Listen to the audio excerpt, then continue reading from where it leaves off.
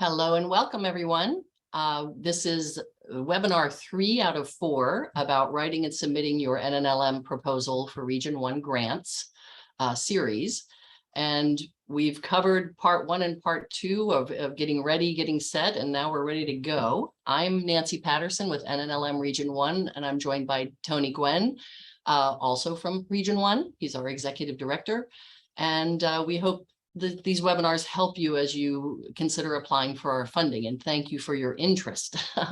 In addition to these webinars, we are available for one-on-one consultation, so please don't hesitate to reach out to us. We know there's a lot of questions that we can't cover in 1 hour. Next slide, please, Tony. So the agenda for today is very ambitious. You see logic models and SMART goals on there, which are, entire weekend seminars and 4-day, workshops. So obviously we're doing a quick kind of overview. Again, we're available to go deeper with you individually. So today we're going to talk about telling the story, putting everything together that you've gathered thus far into a story that's compelling. Connecting your research to that story is very important. We will go over logic models and SMART goals. Don't be scared. I promise it'll be safe and hopefully we'll make some sense out of them. We'll talk about tying everything together. We'll talk about writing to the evaluation criteria, which is hugely helpful. And we will have hopefully some time for some questions and answers. Next slide, please, Tony. Thank you. So telling the story, we've talked about gathering your data. We've talked about justification of need and the buy-in and working with community partners who can validate that and talk about their concerns and share with you their assets and the needs. You've done all your research. You've got your staff together. You've got your partners. You know how you're going to budget things. You've got your project timeline, but now you need to convey a story. We think of it as sort of a human interest newspaper article. So the narrative reads like a story, but it's filled and backed up by facts and statistics. This is critically important. So make a compelling case, share your approach for the work that you're going to do. And as you're doing that, draw in the peer reviewer, make the peer reviewer care. They're reading a lot of different proposals. There is competition here. And if they can be drawn into your story with, supported by facts and figures, but if they can be drawn in, you're going to get a lot more positive of a response. And as always, as you're doing this, there can be too much fluff. So there is always the balance between being complete and conveying everything you want to convey, and also being concise enough to make it a manageable package for your peer reviewers to assess, as they're doing a lot of different ones. Next slide, please. So connecting your research and data, I would say this is one of the biggest mistakes people make, that they don't connect them. And what we mean by this is, you've done a lot of research on the demographics, on the health outcomes and the healthcare access and whatever the needs are in the community that you're conducting outreach with. A lot of times that research isn't connected, the research and data isn't connected to the overall goal of the project. For example, if you're working in a community in a certain town and you provide us with all of this data, very good authoritative data about the health statistics and health outcomes of the people that you're going to work with, but your focus is just a minuscule part of that, one particular health topic or one particular community, you're sort of doing overkill. Also, sometimes people provide sort of this background data and demographics, but then go off on a tangent and something very, very specialized. And so it's very important that you tie it all together and make sure it's reflected. Do you have anything to add to that, Tony? I think that is the main point we have here. I think that's basically the main point, yes. Yeah. Next slide, please. Then this is a reminder as we're talking about logic models and basically this building evaluation in from the start, which we keep echoing throughout these webinars, that the National Evaluation Center has a lot of resources. They've got more on logic models too. So there's a lot more support there for you than what I can share today. but make sure you use it. It's really, really fantastic tools for your evaluation design, for your project design. So we just recommend that as a resource. Next slide, please. So logic models. Is anyone here scared of logic models? I know before I studied them a lot, I found them very scary and was even a bit skeptical about them. But once you break them down, the exercise of a logic model is so helpful. The exercise of the critical thinking involved.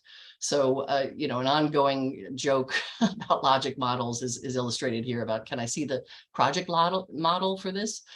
Sure. Do you want the one that's far too detailed or the one that's not detailed enough? Because when you work on a logic model, you'll probably, and you give it to somebody to evaluate, you're probably going to hear one or the other. You need more here, you need less here. Really, you have to decide if you conveyed what you need to convey. So hopefully you'll find this to be a very helpful tool. Next slide, please. So this is a logic model worksheet. And this is sort of the standard. There's a lot of different ways to do these things, but I want you to think of the logic model as a project roadmap, basically. And what I'm going to do on this sheet here is just talk about the fields, and then we'll look at an example next. But as I say, it's a roadmap, and the value of this is in the critical thinking involved in breaking things down. Don't get hung up on wordsmithing. Don't get hung up on, you know, editing the prose of a lifetime. That none of that matters. This is the thinking exercise to just pin down a direction and a roadmap of your project. One thing I recommend before you start doing the logic model worksheet is to do a very short, what's called an impact statement. It's 3 to 4 sentences about your work or your organization. One, what do we do? Who do we do it for or with? How do we do it? And why do we do it? Break it down into 4 sentences, and that can be a really good guide to just helping you fill in the rest. Now, as we go through this field, I'm going to go left to right about the fields, but when you're working on a logic model, that's not necessarily the direction you're going to go. But for the sake of explaining it, let's just look at the fields here. So inputs are what you invest. They are the resources that you need to do your work. So inputs includes personnel, funding, equipment, supplies, technology, that sort of thing. Activities is what you plan to do. So it's a list generally of events. Some people include more specifically the event and who they're doing it for or with. Outputs are important for your evaluation. The outputs are what can be counted. So that's quantifiable information about your activities. So it might be the number of people who attend, it might be the number of sessions, it might be the number of minutes of use of something, the number of likes if you're doing social media stuff, number of retweets or number of responses. Sometimes in libraries, if you've got a workstation there with a particular resource that you're trying to get people to use, that the use of that resource can be measured as well, the frequency and the length of time. So outputs is a part of your evaluation, really important to build in. In terms of the outcomes, you'll see there's short-term, intermediate, and long-term outcomes. But basically, it's the change that you want to see. And it's going to be reflected in that part of your impact statement, which is why do you do the work you do? Your long-term outcome is going to be tied to that why do you do it, that big overarching goal that you have. But generally, the changes you want to see are in knowledge, attitude, or behavior. Sometimes it has to do with policy, systems, or environments. And there's a spectrum there of what the outcome is made of. But the short term is what's going to happen directly after the activity. So if you've done a workshop on Medline Plus, the person is leaving the activity with some knowledge of either evaluating health resources or knowledge of how to look something up on Medline Plus. It's very simple and very immediate. So the short-term outcome is what happens right after your activity. The intermediate the foundation is the short term. So it comes from the short term, but it goes a little further. So maybe they've acted on the information they've received. Maybe they've shared the information in their community. It can be any number of things. And the long term, as I said, is the broader still. So that's your end goal of your project. And that's ultimately what you're trying to do. The assumptions are what you know, what you can count on. So you may know for sure that you've enlisted a certain partner, a certain space that you've rented or have for an event. External factors are the things that you don't have any control over, the things that could impact the project, but you can't know in advance. Things that fall into that are, say, organizational changes that maybe affect staff, or weather. If you're talking about an outdoor event, a health fair or something, it could be weather. But those are the fields of the logic model in very brief description. Let's take, and I'm going to ask you all if you have questions about logic models in a minute, but let's go to the next slide and look at an example. So the goal that has been come up with here is improve health literacy in Waltworth. Now, that is not a SMART goal. And we're going to talk about SMART goals in a moment. So this is a very broad goal here, and it can be a loose goal for this particular purpose. So improving health literacy in Waltworth. The inputs are the materials, the outreach clinic supplies, Library of Medicine staff, and funding. Our funding is a big one. The activities that they're planning are to establish information corners at libraries. They're going to restock them, the information.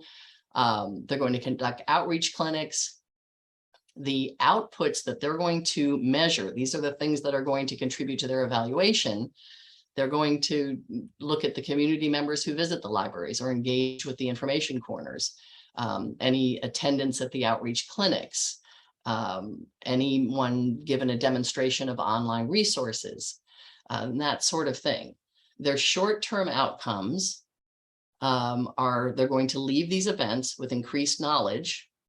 They might have a change in perception of health and individual role in healthcare. They're going to hopefully have increased utilization of online resources, and more library patrons intend to practice healthy behaviors. Intermediate, maybe their health literacy levels increase. Long-term, more library patrons participate, and I've got a block on my slide here, pardon me, in the health system. More library patrons practice healthy behaviors ongoing, which is going to improve the community health overall. The assumptions they made is that everybody has access to the technology needed to improve health literacy.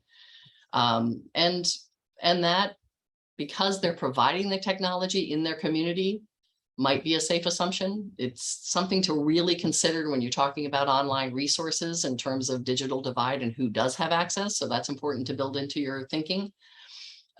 They're assuming that health literacy communication materials are engaging and interesting. They've worked to make that so. And they're assuming, and this is something we all assume, anybody who does this work, that improving health literacy will improve healthy behaviors. Knowledge is one thing, action is another. Hopefully they are related. They seem to be over time. External factors are that the rural setting means that there are large distances between residences and resources. So that's a negative. And not all people will have insurance coverage or financing available to use the healthcare or preventative services. So these are things they know ongoing. Now, given this example, does anybody have questions about logic models or comments about your experience? I want to make sure I'm not skipping over anything. So that's a lot to throw at you right now. And again, remember that if you go to the Evaluation Center website, they have a lot more that you can go in deeper with this. If you don't have a question now, we will have time for questions at the end. So I know we're tossing a lot at you here. All right, let's move on. I mentioned SMART goals. Let's move on to SMART goals. I have a theory about the people who came up with SMART goals. I think they knew that they wanted specific, measurable, and time bound. And then they thought, hey, we're almost at SMART. Let's add an A and an R. Because one thing that you'll see is that the A and the R are often different. So most of the time, or all of the time, S is specific. So the goal is very specific. You know, it's detailed. It makes it meaningful. It's measurable. And this is critical to having an effective goal, that it's measurable, that there's some quantifiable track to it. The A and the R, you might see different things from time to time. In this example, we have attainable, that's a realistic goal and it's something that you can do. You'll see achievable, you'll see actionable, all are valid. I would say you probably wouldn't even start this if you didn't think that. So for the R, you'll see relevant, you'll see realistic. And again, these are things that hopefully you're in line with your mission and you are keeping that in mind as you go towards your project. The T you'll see is time-based, timely, time-bound. They all mean the same thing. And this is also another critical component, that there is a deadline, that there is a time by which you're going to reach this goal. And that's critical to keeping you on track with goals. So let's move on to an example, or a worksheet, I should say. And let me share. Can you share that, Tony, or do you have it handy? I think I do, actually. I want to share this worksheet. It's shared in chat. I shared it. Oh, thank you, thank you. So the worksheet, a PDF of the worksheet is in the chat for you to play with yourself, but without giving it too much thought at all, without wordsmithing, without trying to, you know, put in all these components, write down a goal that you have in mind. And if someone doesn't mind sharing their process, what I'd like to do is work through this worksheet and see how it evolves. Is anybody willing to share one? If not, I'll come up with an example. But if anybody is willing to share one, we can see how we can shape it up together. Or I'm happy also to share the next example.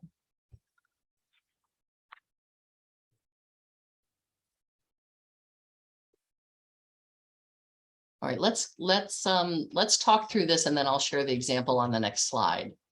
So, well, actually, let's move on to the next slide. I think that'd be easier. Okay, so let's say that your goal, with loosely thought out goal, is that you want to improve health literacy in your community. This is a wonderful goal, and it actually is a lot of what probably most of us do. But let's break it down into the SMART components. So when you're being specific, so what is your community? What is improving health literacy? You know, is there a particular health topic or diagnosis that you're trying to combat, or a trend that you're trying to reverse in your community? So let's see about specificity. Let's talk about hypertension. Let's talk about Baltimore City. Measurable. What are you doing? We're going to provide physical activity and educational sessions for community members. Is it attainable? Is it realistic? These all fit in with our mission, our goals, what we're trying to accomplish. And is it time bound? And in this example, we've put over a 6-month project period. You could also say combat hypertension by doing these things by January 1, or whatever the relevant date is. And writing SMART goals is tricky because you might know that your plan is to have a partnership with nursing students, local nursing students, who are going to take the blood pressure of the participants pre your project and post to compare and see if you reduced hypertension. So there might be a temptation to say reduce hypertension in Baltimore City, and you can do that. You can do that, but you don't necessarily have control over that. What you have control over is offering what you're offering. So when writing a SMART goal, thinking about how to make it an achievable goal and something that you do have control over helps a lot, I think. So you know that you're going to do 3 community walks per week, but you don't have to have that in the SMART goal. That's really more of an objective. So from the SMART goal, you are going to break it down further into some smaller objectives, and even under that, some tasks, very specific tasks. And you know you're going to provide 1 healthy eating class per week, say. You don't have to have that in the SMART goal, but it's in your mind, of course. So does anyone have questions about this sort of process of writing a SMART goal? And feel free to unmute or type into the chat if you like.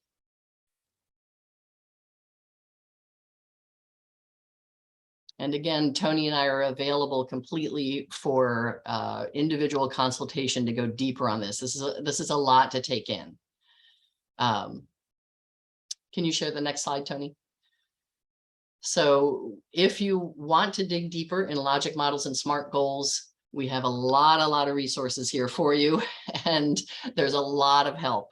And we also want to acknowledge, we did think, consider other alternatives to SMART goals. You know, there are other ways to approach this, but most of them are going to combine specificity, measurability, and time-bound nature of them. So remember that at least. They're really helpful. But there are other ways to do it.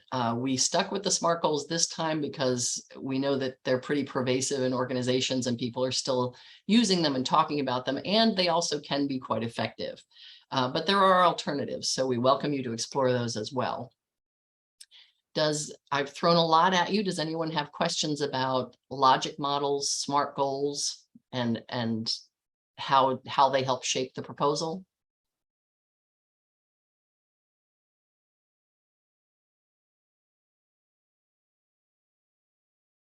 Okay, Tony, I think we can move on to the next one.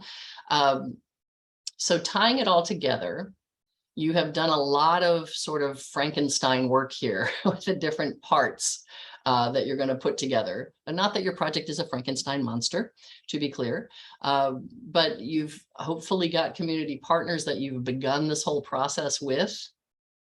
Maybe you've done some research ahead of time, but the community partners should have buy-in to the direction and should have say about what the needs and the assets are in the community as you build your project. You've gotten your NNLM funding, so you've got your budget laid out. You have your project timeline. We talked about the importance of working backwards from the outcome and the completion point back to plan your project so that you know how to time things. You've done a logic model and done SMART goals, or the goals that work for you in terms of breaking things down so that they're effective. You've gotten it further into objectives and tasks. You've built in evaluation from the beginning, which makes it easy to get out at the end. And you've looked at the whole thing and you've identified what's missing, where the weakness is.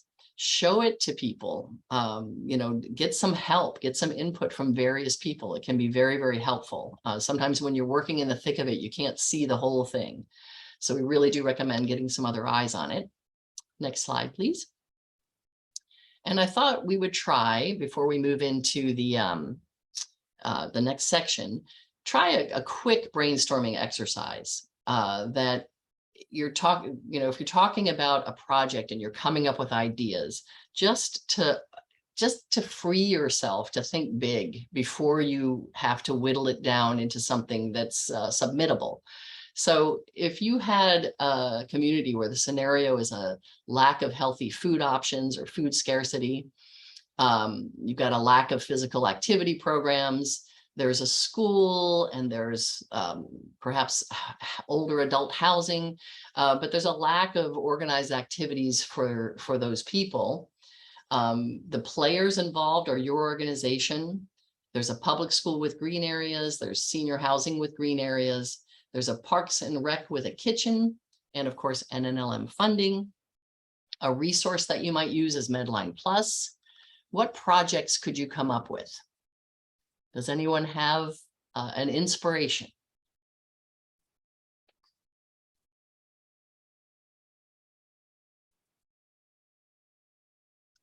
Don't be shy. I know you're here for a reason. Everyone could be at lunch too, Nancy. Well, that's true too. That's true too. You might have a mouthful with lunch. And if you do, let me just toss out a couple of ideas. And this is a good starting point to look at these sorts of things in the community that you're going to work with. You've got a lack of healthy food options. How about a community garden? How about an intergenerational project where you're pulling in the senior population with the students?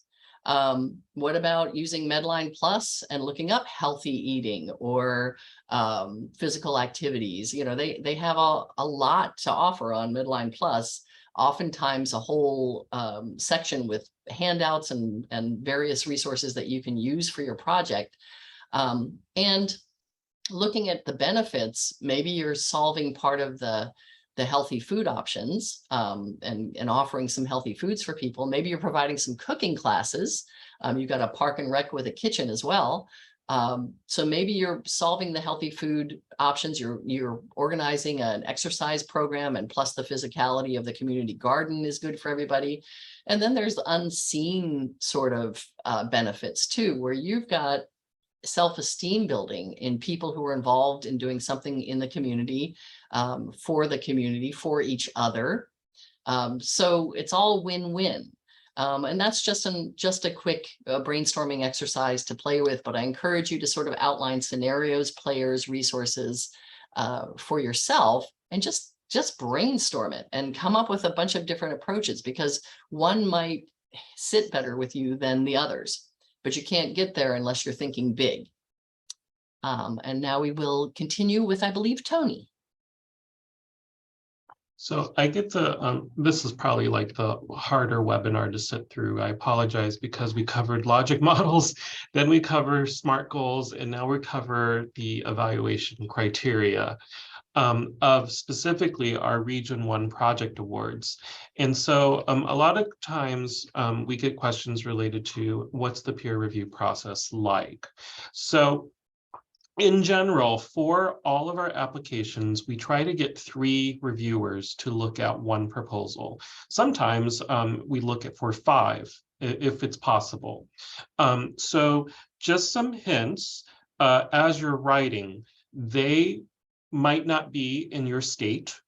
They might not be in your field of interest. So if you are a community-based organization, your peer reviewers might not be a community-based organization themselves. If you're a public librarian, your reviewers might not even be a public librarian. So one of the things to keep in mind is whoever looks at your proposal, they don't know your language that you use. So if you're a librarian, you kind of want to avoid library terms as much as possible, or at least explain them. The same thing as if you're using acronyms, you'll want to try and at least explain what the acronym is, and you might have to do it 1 or 2 times so that whoever looks at it will say, okay, this pre-floral whatever refers to PFAS, this one particular chemical that is harming the environment, for instance. So the peer reviewers generally have a full-time job. They may have families, and they have said, yes, I'll be a peer reviewer. And sometimes a peer reviewer will actually look at your application and maybe spend between 10 minutes reading everything to a half hour and giving it a score with each thing. So they have a set number of questions that they have to answer, roughly around 20, and each question is scored from 1 as a low to 5 as a high. So you kind of want to get as many 5s as possible, because the higher your score, the better it is. And so with the peer reviewers, we do an average composite score, so you'll have up to a total of 100 points. And with each section, peer reviewers do have an opportunity to provide some feedback on what their thoughts were when they gave it a particular score as well. So let's look at each of the different sections that are scored. The first one is the significance. And so as you're writing your actual application, think about these particular questions that the peer reviewer has to go through. And sometimes a peer reviewer just reads straight down, looks at the question, looks at your application, and if they can't identify what it is they need right away, they may give it a lower score. Some people will take a lot more time to do this. So you really have to write clearly, concisely, and basically answer the questions that the peer reviewer has to respond to. So the first part with significance is, are you explaining the need for this particular project? Are you utilizing data, statistics, any needs assessments, or any kind of information that you've gathered to this particular project? And does this refer back to some of the goals and objectives from the NNLM? The methodology, there are 8 questions that they have to respond to, demonstrating the ability to do the project. Is it a suitable activity for the target population in the geographic area? You might say, we want to offer all of these online classes and webinars for the community, but what if there's a huge digital divide? How are they actually going to participate in a webinar if they don't have the technology and internet access to participate in your activity that you're proposing? You know, those are questions that we think about. Are you demonstrating use of National Library of Medicine materials and products? And we've talked about the materials and products in previous sessions that we've offered. And then what is the rationale for your particular approach? Is it applicable for the project itself to benefit the community? Is this a creative, original plan that could serve as a model that others could utilize as well? Or does it build off of a model and present it in a new, novel way that benefits that particular community as well? Are you outlining activities with milestones and methods that are feasible? Because you don't want to say, we're going to like address all of the health issues in, say, one city, and there's a lot of health issues in one particular city. You can't really address all of them. So try and be a little more specific in what it is you're trying to do. And then what are your plans for long-term sustainability? NNLM in general will try to fund new organizations, associations each 5-year period. So one of the things that we want to look towards is, how are you going to sustain this? If we gave you the starter funds, and our funds aren't a lot, to be honest with you. So we're giving you a starter fund. How are you going to take what you get from us and carry forth into the following year, basically? So that's something that you also have to keep in mind.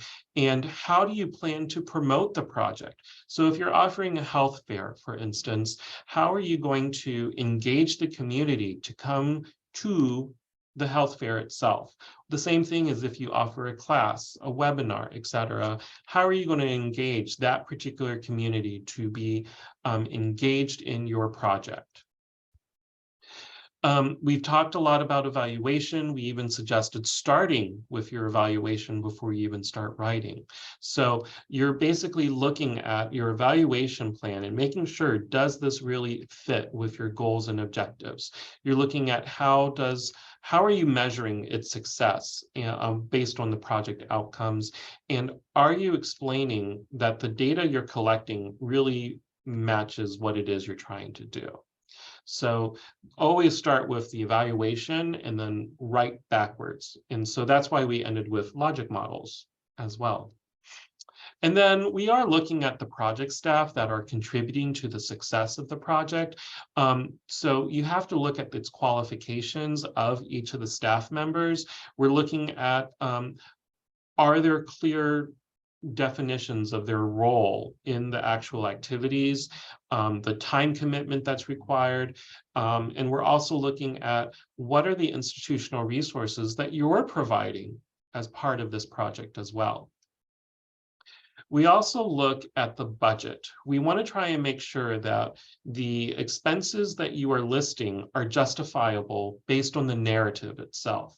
So if I see that you're doing a project out in the community and it has a digital divide issue, but the only thing you're requesting is staff time and labor, it doesn't justify the full cost of that. We're looking to see, are you purchasing maybe Wi-Fi or MiFi cards?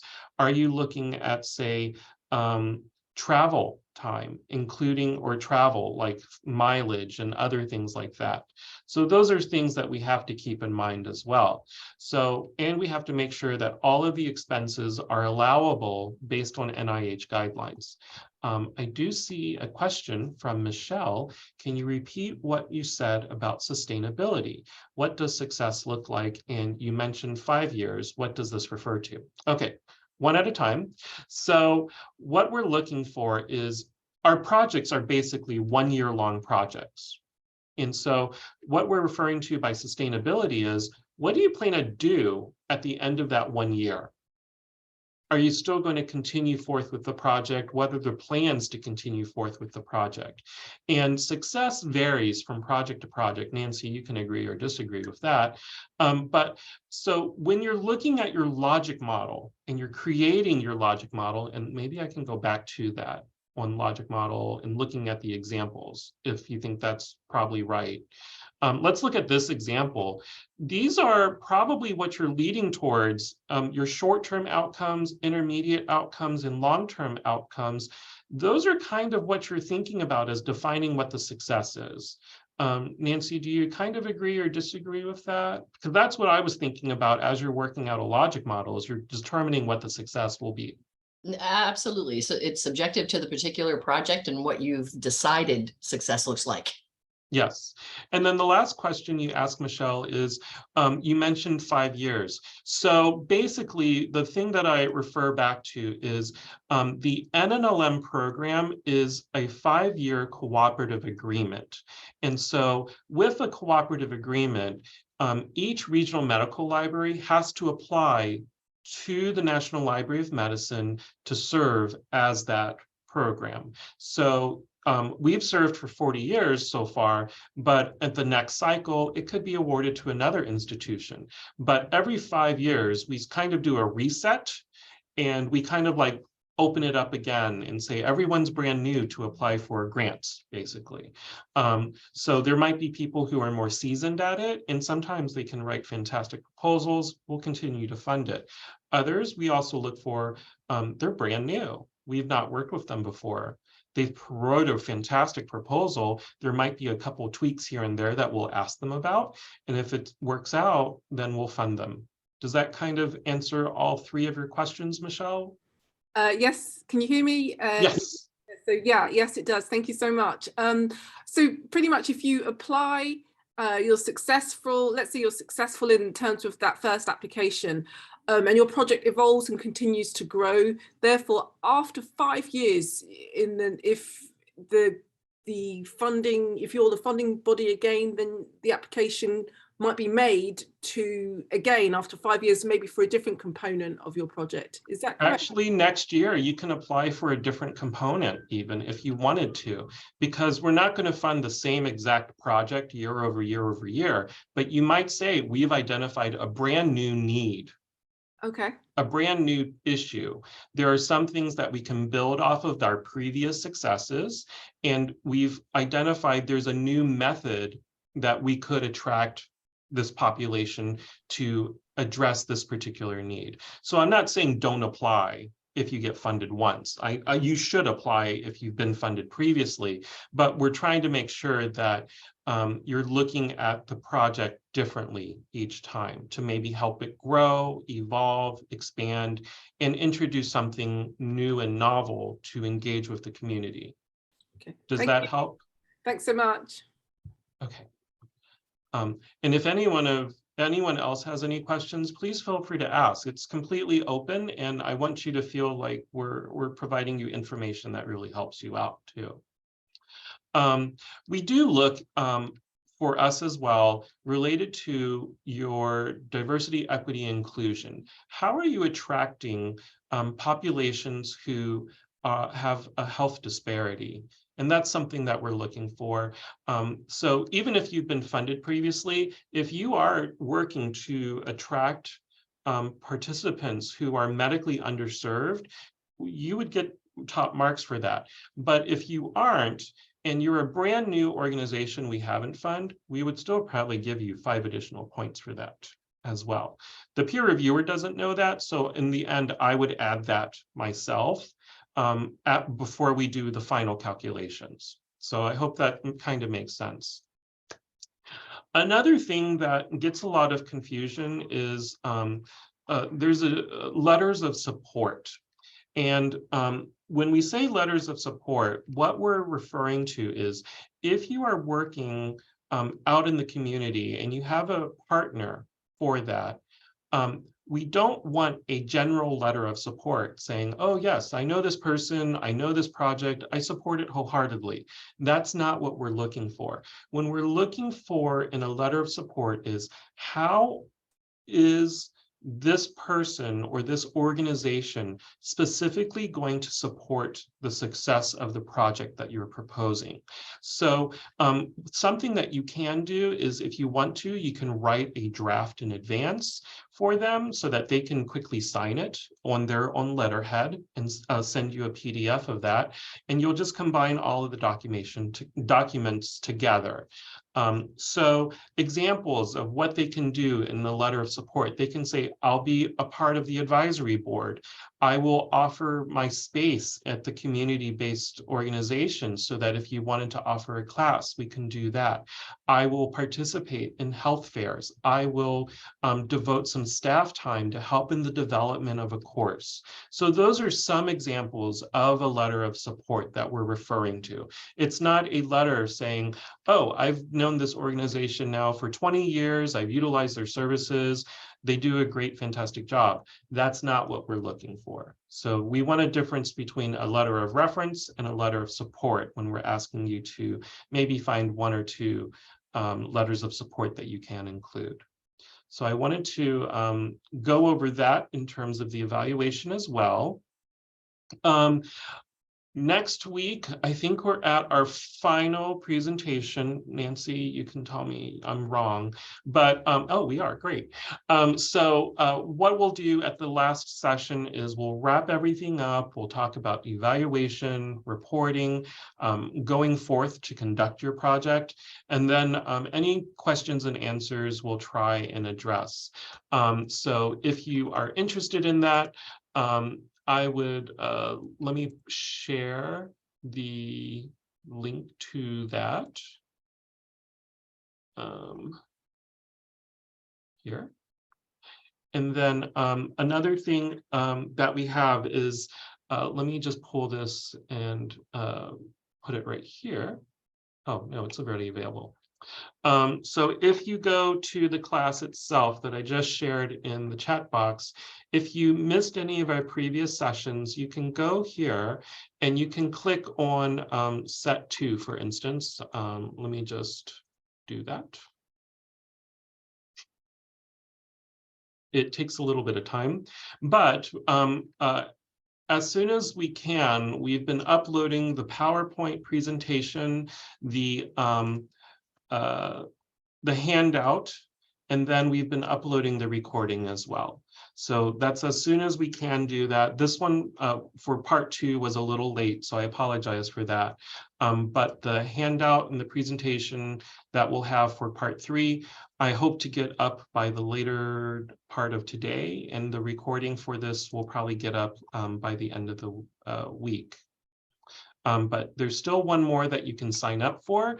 It would be great if you were interested, but we know that everyone has a busy schedule, so that's why we are recording these as well.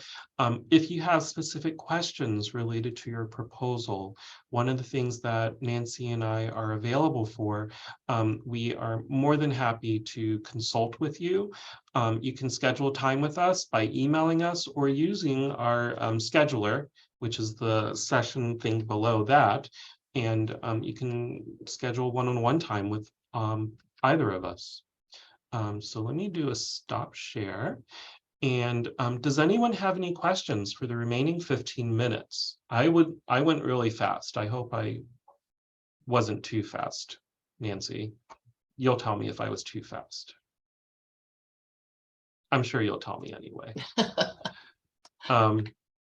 But does anyone have any questions? You can unmute if you'd like, or you can utilize the chat. Or if we've answered everything as part of today's agenda, you are free to enjoy the remainder of your time before your next meeting or something. And this is Michelle. Thank you so much. Yeah, thank you. And this is Michelle in College Park. Thank you again for a great, these presentations have been really very helpful. A question about often large institutions have success, sort of percentages based on we receive X amount of applications and there's a kind of success ratio. Or sort of percentage of success. Do you have that in relation to these particular grants? So if somebody makes an application, the success ratio is like, you know, I think for some like the NIH, they're like 10%, or that's pretty generous, like 5%. Do you have that for these grants? I don't have percentages of like how many we the success rate, because it primarily depends on how many applications we get at the same time. There has been one year where we actually ended up giving tons of awards. So our success rate was pretty much around 75% one year. But then there are other years where we are giving a smaller number of awards. And so, but at the same time, we ended up with less applications too. So it is hard to say what the percentage of success will be. And then that's why we, Nancy and I are opening ourselves up for consultations, so that if you wanted us to maybe discuss your proposal some more and answer questions, because Nancy and I will not be part of the peer review itself. We're going to have other people be peer reviewers. We'll work together to calculate the end scores, and we'll just be utilizing the top ranked scores from there. But I believe for health information, Nancy, you can tell me where I'm wrong or not, but I think it's 3 awards. And then there's 1 for technology and 1 for data. So I assume that technology and data project awards will be a little bit more competitive compared to the health information outreach projects. Vuan, did you have a question as well?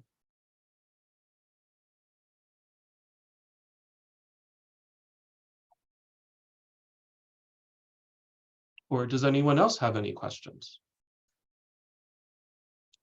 One other thing that would probably be helpful to let everyone know that does exist, and I think we mentioned this before, is that we have a project proposal writing toolkit available that's specifically geared for NNLM proposals. So I shared that in chat. I think we've all of NNLM and the RMLs have agreed to what it looks like so far. Nancy, you can tell me I'm wrong, but it kind of is a refresh of some of our past webinars as well.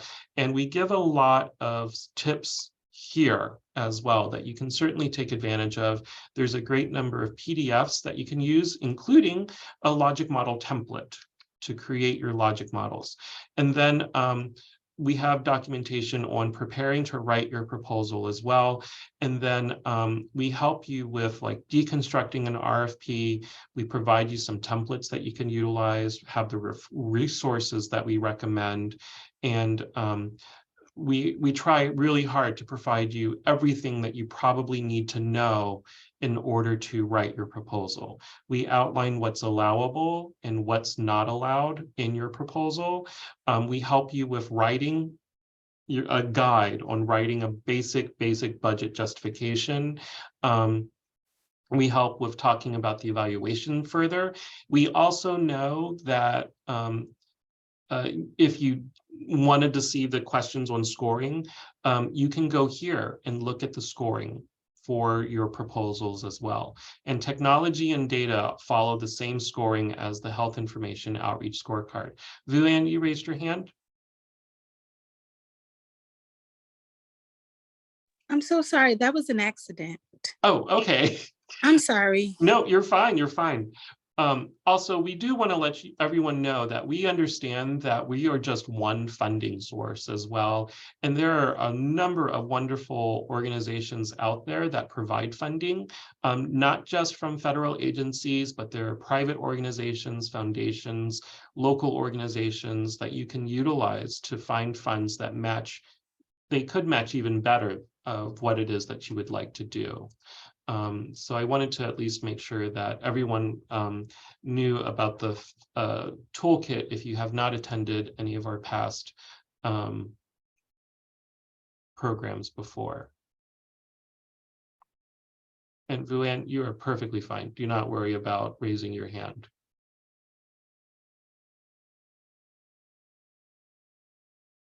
Well, seeing that I don't see any other questions, Nancy and I thank you both for your time and coming to our session today. I thought that was pretty good of us covering 3 very complicated areas of concern in a very short amount of time. So I hope everyone enjoys the rest of their afternoon. So thank Thanks, you. you too. Bye. Thank you all. Bye-bye.